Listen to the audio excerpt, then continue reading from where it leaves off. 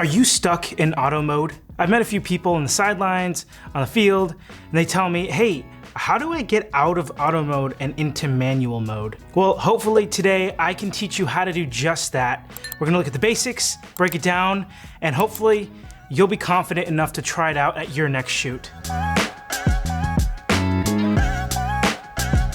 Taking a picture is basically just exposing your sensor for X amount of time. On film, it actually imprints onto the film roll. On digital, it captures it digitally. The triangle of light, you have your aperture, you have your ISO, and you have your shutter speed. These are the three settings you need to adjust in order to expose an image. Since we're talking about the triangle of light, I wanted to show you on a film camera. Classic Canon AE-1. I'm sure a lot of you have this. This is a great way to learn the fundamentals of photography. To those of you who are new, who've never shot on film before, the way it works is everything is analog.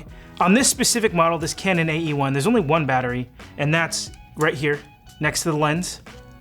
And that is to power your light meter in your viewfinder. Everything else is analog. You can just crank and shoot over and over again without a battery. That's why people love these things. They're built like tanks.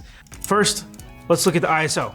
I have 400 T-Max from Kodak loaded in my Canon AE-1. ISO is basically a measurement. They're categorized as speeds. So you got your 100 speed, you got your 200 speed, you got your 400 speed, 800, 1600, 3200, 6400. It's really just a happy medium. So think of ISO speed 100 as dark, and ISO 6400 is super bright. Depending on what you're shooting, where you're shooting, you want to choose something in between. So taking that into consideration, let's move on to the next part. I want to talk about shutter speed. The higher the number, the quicker it's going to expose the image. So for example, let's say you're shooting a portrait and your shutter speed is at 1/60th of a second and your subject moves. You might experience some motion blur. Think of the lower the number, the slower the shutter speed, the higher the number, the faster the shutter speed.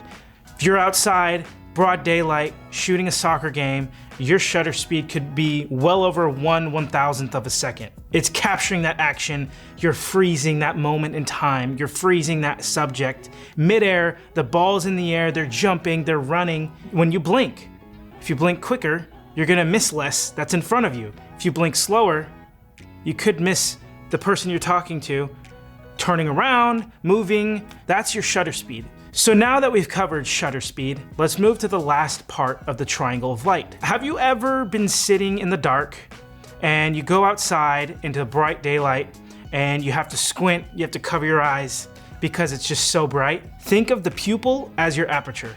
Basically what it does is how much light comes in. You have control over this in your camera.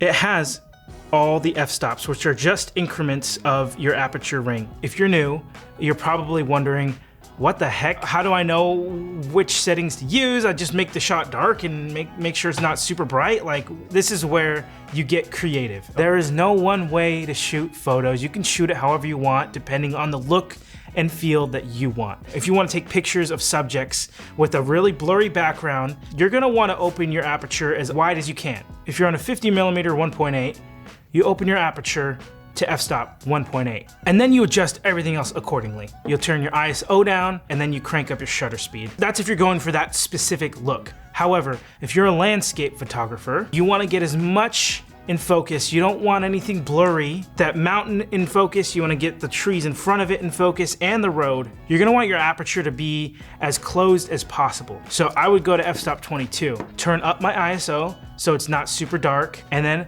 I'd adjust my shutter speed as needed. Another example, you're shooting sports, but this time you're shooting football at night. It's dark, they're moving fast, they're running with the ball. I'd open up my aperture to f-stop 2.8. So it's letting as much light into the camera as possible. I turn my shutter up to about 1250 because I want to freeze that action. If they're jumping, catching the ball, I want to get them in the air, mid-air, no motion blur, nothing. So then I turn my ISO up pretty high. If I remember correctly, the shots that we get at football were maybe around 6400. I'll update it on the screen if so. That's not the correct way to do it, that's just the way I do it. Ultimately, it's up to you. I want you to remember there's not one way to do it, okay? I'm also an illustrator. I grew up, comparing my artwork to other artists thinking that's the way I need to draw it. That's the way I need to do it. How they do it is how I do it. That's not the case. I can draw things however I want. I could take pictures however I want. And I want you to remember that, okay? So yes, I just encourage you to go out and practice. Take this knowledge, take this new knowledge, and go out there with your camera, ditch auto mode, and try shooting in manual. It's gonna get really fun once you get past the learning curve. If this video was helpful for you, please subscribe, like, and comment, ask questions, and I will see you in the next video.